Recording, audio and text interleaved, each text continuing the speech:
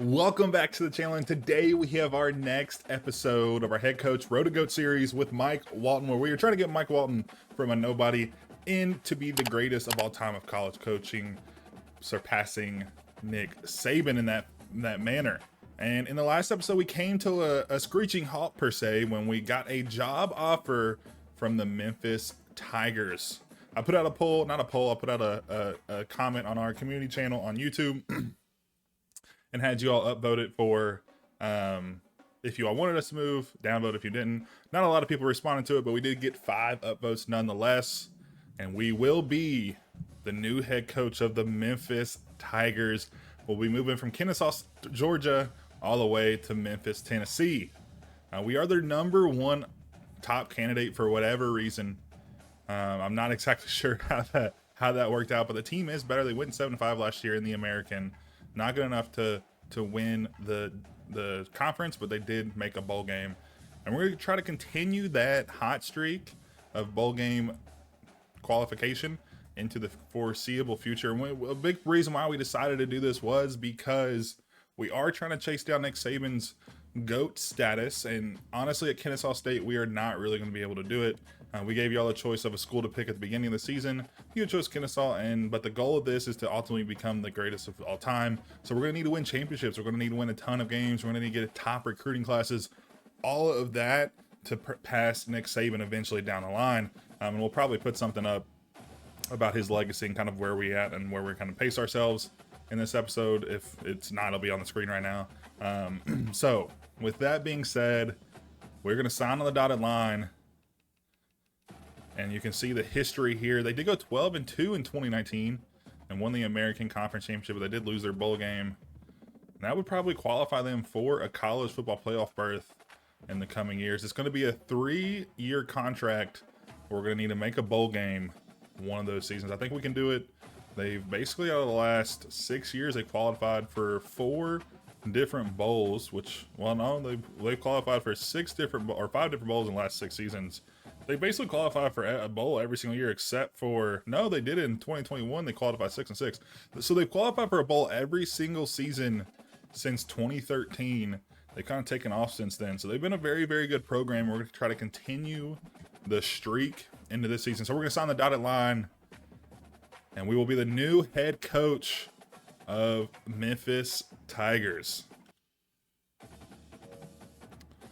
So I'm super, super excited. I honestly was not expecting this to really come to fruition, right? I just didn't really think that we were going to get a chance to move up this quickly. But I guess Memphis saw what they liked, and they took a snag at us and grabbed us up. And honestly, we really couldn't turn down the offer. I mean, I put out on the last video they were offering us $2-something million. Obviously, that's a joke. They don't offer money, but it's kind of a similar sentiment. All right, so we are going to be upgrading. We have 10 points to give, and we are a recruiter.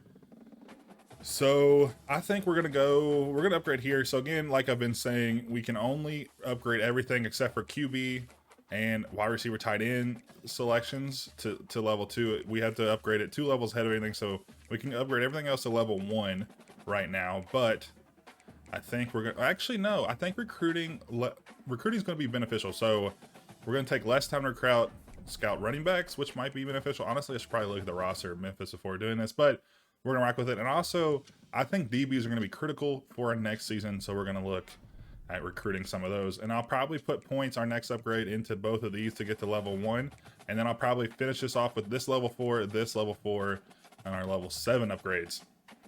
Just to give you all a little bit of a heads up going into it. So we're gonna hit events a week since we don't really have anything to cover since we're leaving the team and we don't have a bowl game to play. So we'll catch back up at the end of the college football playoff and do a little season recap, and then we'll move on to the next season and start our time with the Memphis Tigers. So we do have 2 jobs open at Memphis, so we need to hire coaches stat. We only have, I think, 2 weeks left to hire coaches, so let's get in and look at that and try to find our selections, and we'll see who we pick. So here are our options for offensive coordinator. I've got to give these a look, and we are going to go with Declan Pedden. He's a former head coach for Ohio. I guess he got fired. And also, Kennesaw State is looking for him to be their next future head coach after we just left. But looking at him, he's a level 23 offensive schemes, pistol, and 4.25 defense. His pipeline is Hawaii, which is probably the worst thing about him as a coach, because we're not really going to need that many players. But looking here, he has motivate. He's a master, or he's about to be master motivator, or he can be probably here soon. No, he's not almost master motivator, but he is a skiing guru, which is going to be very good. He's also an architect as well, so he's leveled up some of these pretty well. I mean, he's spent at least I think, what is it, 25 points in each you have to spend to be able to unlock this one. So he looks like to be very good. So we're going to get some benefits when upgrading guys on the offensive side, and also he's going to give base improvements to players because of Scheme Guru. You can't look at these guys like exactly what their skills are in each one until you hire them. And then Architect, I'm not exactly sure what it is, but it sounds good. So we're going to offer him. He's going to be our offensive coordinator. Hopefully he'll be our offensive coordinator, and we'll hopefully get him as the offer is pending. Moving on to our defensive coordinator, we have Terrell Tiffin, Kentrell Love, Santiago Fuentes, and then Jaden Caleb were the four guys we were kind of looking at of the six here. Mostly because of level. We kind of knocked down Caleb because he's level 18. So these are guys are really what we're looking at. Honestly, Terrell Tiffin is probably going to be our choice, but to give you a little bit of an overview, Kentrell Love was level 20. He has a decent spread of talent. I mean, he could be a master motivator here soon if he can get 5 players drafted. He might have a chance here at Memphis to do that. And then Santiago Fuentes, similar, but he didn't have recruiting aspects. And honestly, we don't really need recruiting because we have our own as a head coach, and it really wouldn't give us that much benefit in like terms of base scouting. It might give us benefits in other areas, maybe the defensive side, since we can't specialize that in so well.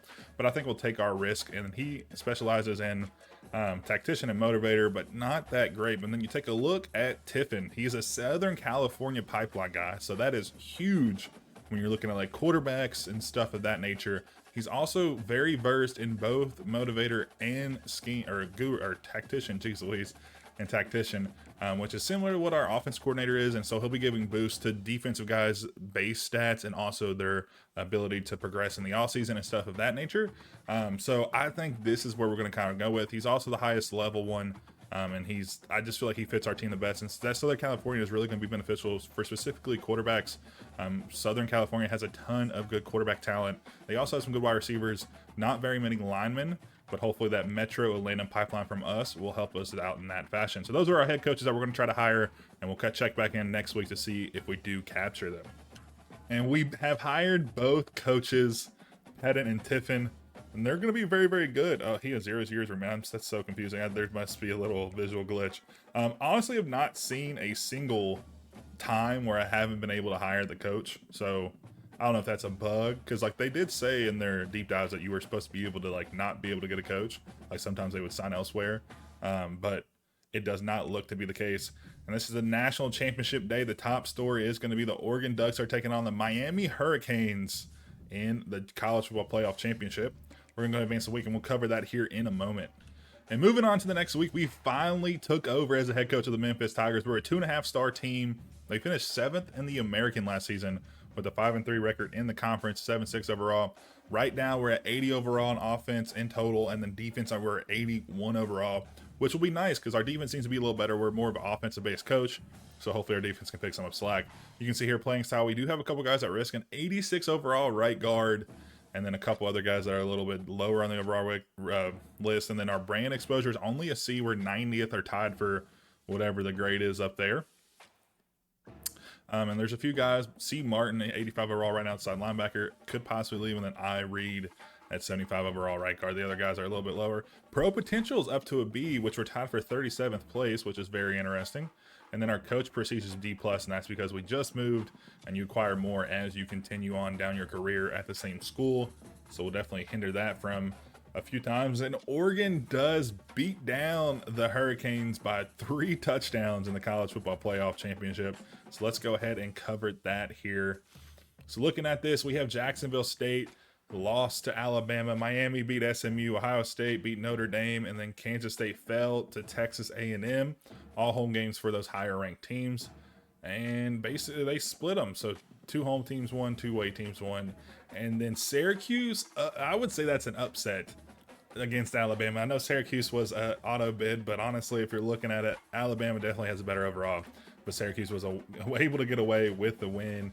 Miami, again, I think is definitely upset by the terms of rankings. Upset Georgia in the second round. Ohio State fell to Texas A&M, which I feel like is interesting. Ohio State doesn't do very good. A lot of my stuff, they don't even make the college football playoff most of the time, but when they do get beat out pretty early. And then Texas A&M fell to Oregon in the Rose Bowl. And then moving on to the next round, you have two ACC teams in the Cotton Bowl. Miami did take the victory there by 13 or 8 points. Oh no, 7, a touchdown. Math is hard sometimes. And then Oregon snuck by Texas A&M by a field goal, and then they just absolutely dominated Miami in the championship game. They'll be your 2024 national champions. And I'm not exactly sure if we covered everything in the last episode. I'm gonna cover it pretty quickly. But you can see here all of the finalists for the college or the Heisman Trophy. Carson Beck came in huge in his final year in college football. I'll cover all Americans. I'm not going to go too crazy.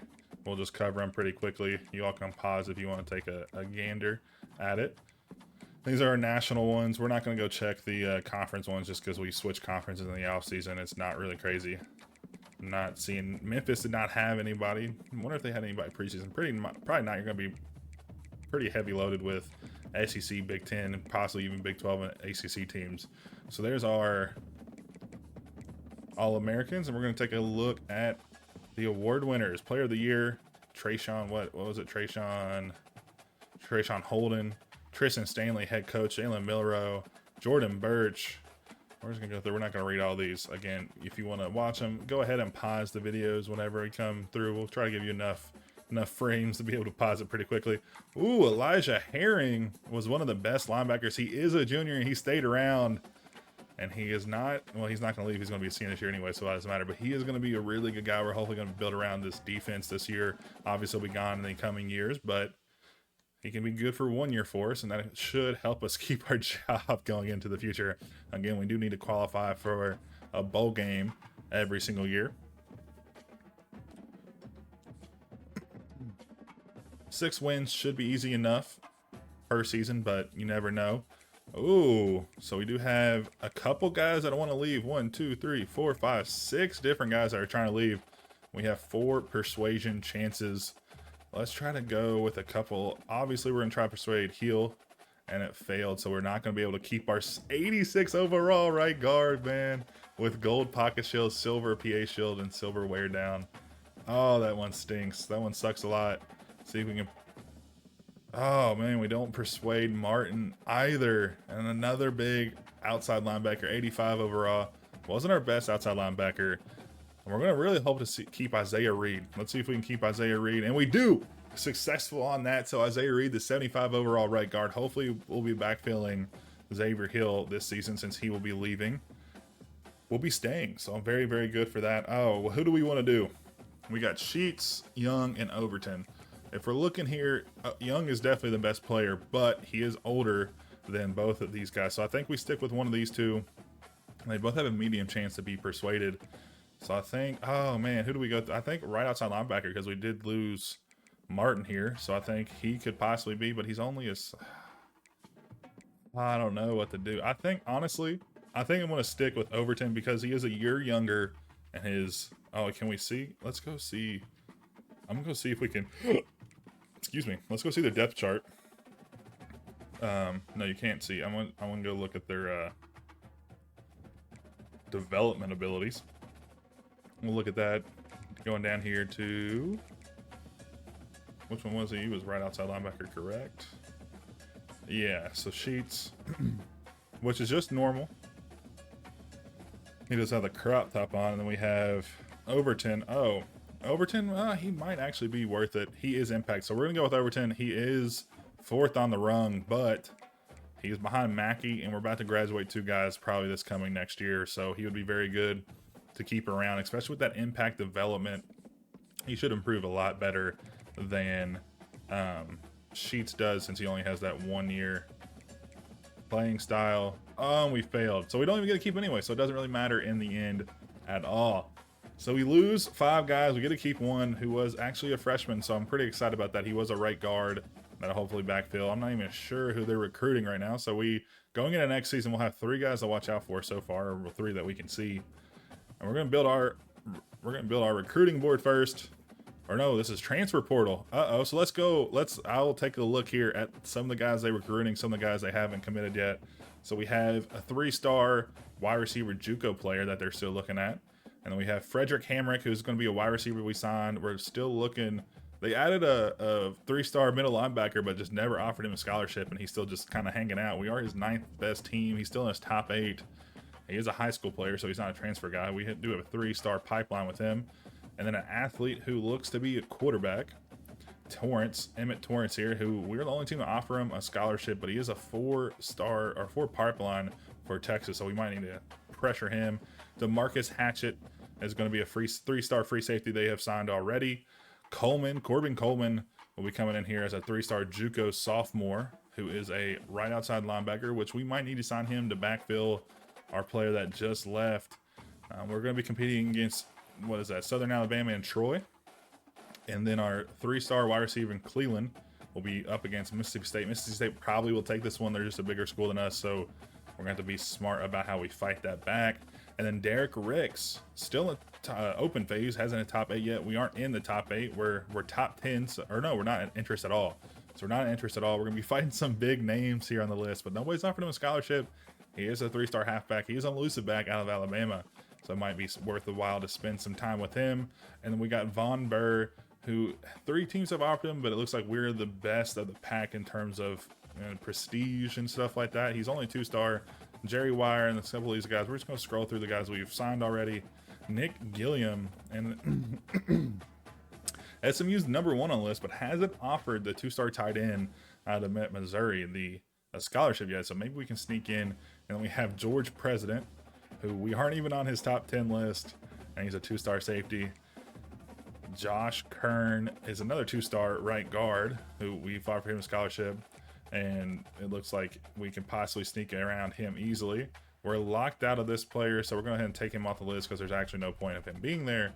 And then a couple of our other 2-star guys who we haven't offered, or we have offered, but we're not high on their list.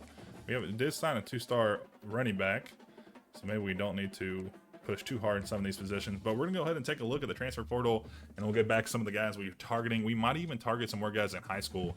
We only have 1 spot open, so we're going to have to whittle down our targets, and then we'll come back with a revised list and kind of showcase those guys here in a moment.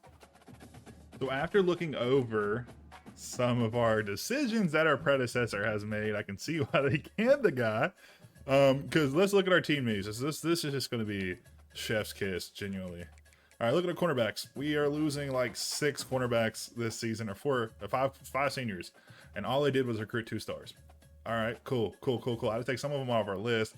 We kept Bird just in case we need to fill spots because we're #1 on this thing. But yeah, and then looking at free safeties, we're losing all of our free safeties, and all he was doing was recruiting a 3-star and a 2-star. We do have Javen McIntyre on here as a 4-star. He is like top, I think, 15 in the transfer portal, and then we have our strong safeties where we have not a soul. We're losing 3 guys, and we have 1 to fill him. I don't know what we're going to do. It is going to be interesting. We're going to have to move some guys around. Some players are going to have to play probably DB, cornerbacks, or strong safety, free safety, cornerback. Yeah, so we're going to move a lot of people around. Hopefully we can get a walk-on or 2 at a position just so we can have some depth. But Shaheem Brown is the #2 overall player in the transfer portal. He doesn't, like, it looks like the team we're facing could, or a lot of the teams we're facing, we could kind of pass them early. So we're going to try to do that soon. We're going to send the house right off the rip. We don't really know any of his stuff, so we're going to just send the house for him. Similar here, we're going to offer a scholarship to Javon McIntyre and just send the house right away. We're really just going to dedicate a ton of hours to these guys early on just because we have to. We really just have to do this, because if not, we're just going to be flying on vibes. Our secondary is going to be absolutely ruined if we have a single injury going on. We also have Tate Rodenmeyer, who is in the transfer portal. We probably don't need to try to backfill him, but our quarterback room is also very, very small as well. North Carolina does have a big game here on Reggie Neely, but we're going to have to try to go for him because there's not that many guys in the portal that want to come here. That is in the D, which is interesting enough because there's a ton of DBs that just don't want to come here, and I'm just sitting here like, Why, man? Don't do that to us. We need players. We need bodies. So we have a couple more guys here from the transfer portal we're going to try to offer and put on Send the House. Hopefully we have the hours. I think we will. Then we're going to go back to look at some of our freshmen that we have kind of got handed to us. And we're going to see if we can bring them in. Maybe we can, maybe we can't. But I really do hope that we have the opportunity to. We're going to try to recruit Torrance. But honestly, I need more strong safety. So we're going to take him off the list and see if we can run it up with some more strong safeties. We'll be right back after we get some more guys. One more thing I wanted to cover before we advance so we can get on into it. They did have two guys drafted last year. Seth Hennigan, an 89 overall quarterback. I would have loved to have been able to play to him, but it didn't work out for us. And then a 88 overall wide receiver. That combo would have been lethal if we had our chance, but we didn't have our chance to get our hands on him. So hopefully we can recreate that down the line with some guys of our own. So coming into the last week of offseason recruiting, we did get Corbin Coleman to commit. Is that Australia? Did it say Australia? Jamarius Brown as well, a defensive tackle 3-star. Both of these guys was a transfer freshman and then a JUCO sophomore. So two decent guys that could probably possibly play for us right away. So we'll have a few more hours to throw around here. Let's divvy those out and we'll get back with you all in a moment. And looking here, coming in after that was our final week. So we committed Walter White, a quarterback. So he'll be our starting quarterback next year. And then Tate Rodemaker is going to be a freshman we transferred in. That'll probably backfill him.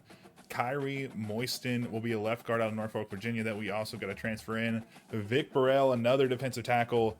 And then we have Damon Marable, a 2-star strong safety that committed to us. And then another strong safety, Tony Wick. So one of those guys will probably be starting this season just because we just don't have depth at that position. Derek Ricks will be a 3-star halfback that we got to commit to us.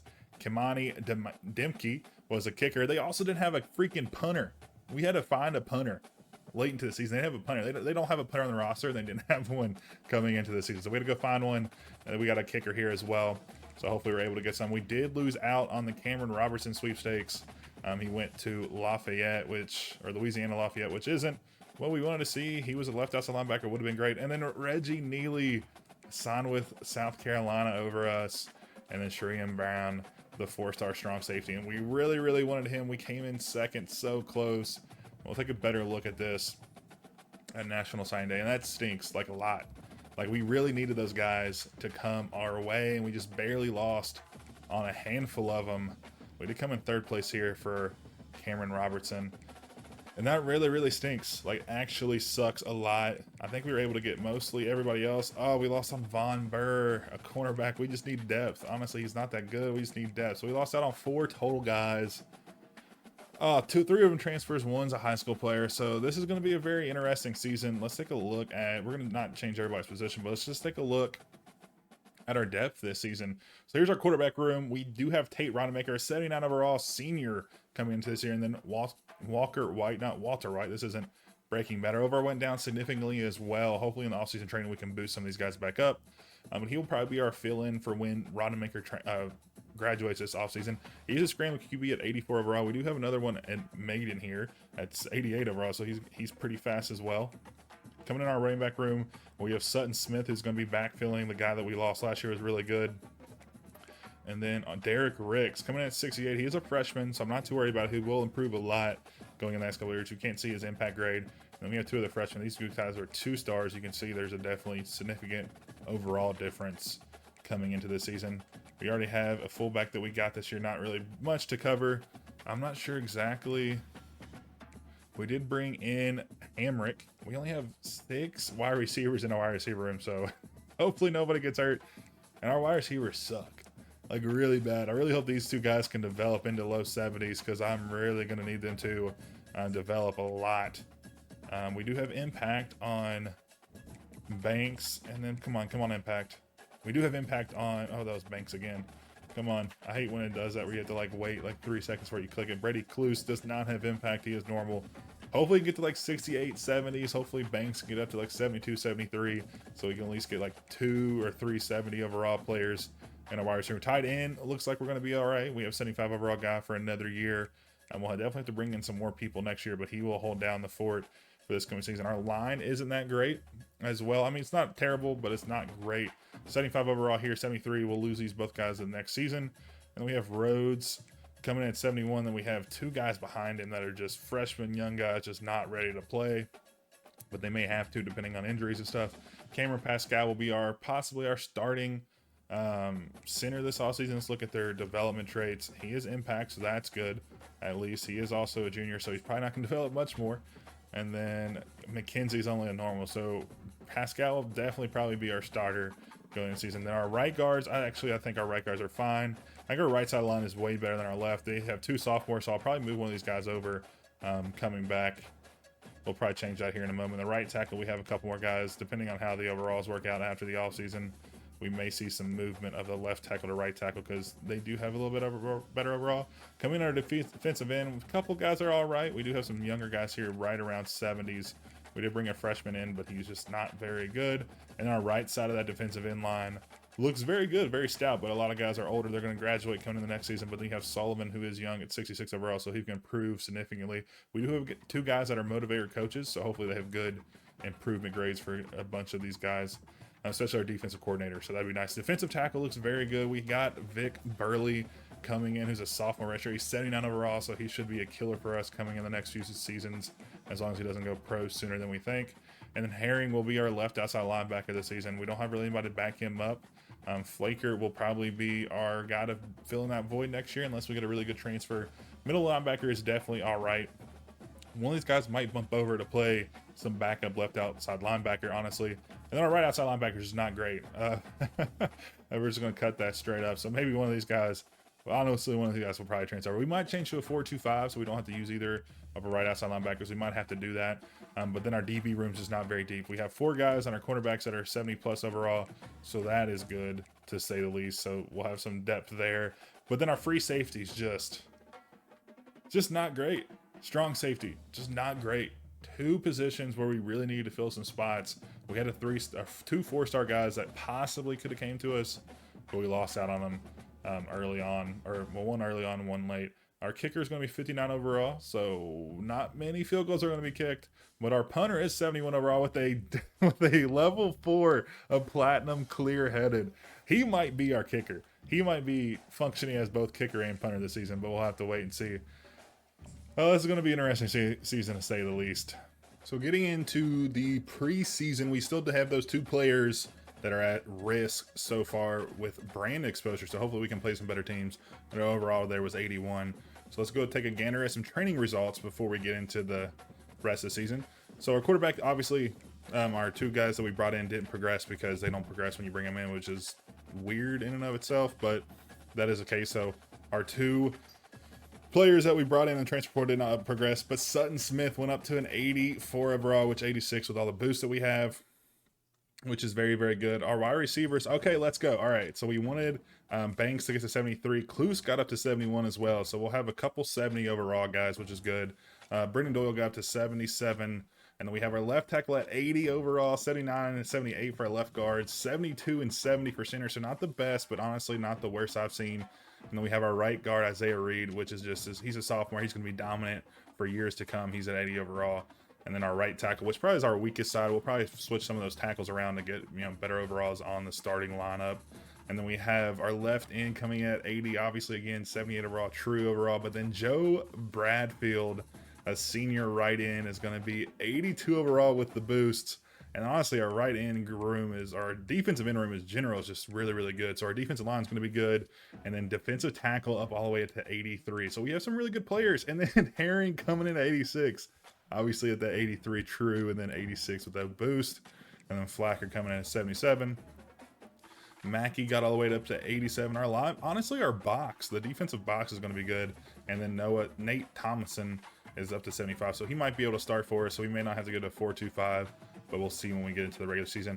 Our DBs got up to 80, 79, 76, so that'll be really, really beneficial. Free safeties didn't go up at all, neither did strong safety. So we might have to move some players around there at the end. But that is all, and then we'll get into... we did level up as well. We did get 10 points to spend, so we'll spend those here in a moment.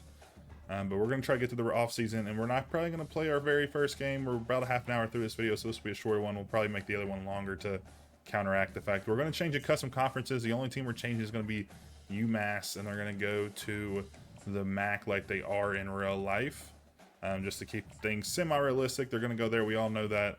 So it's not like us making up stuff. Down the line, we may change some teams around, give our own take, maybe poll the community a little bit and see what your all's takes are. But let's take a look. I don't think we'll have to encourage transfers. No.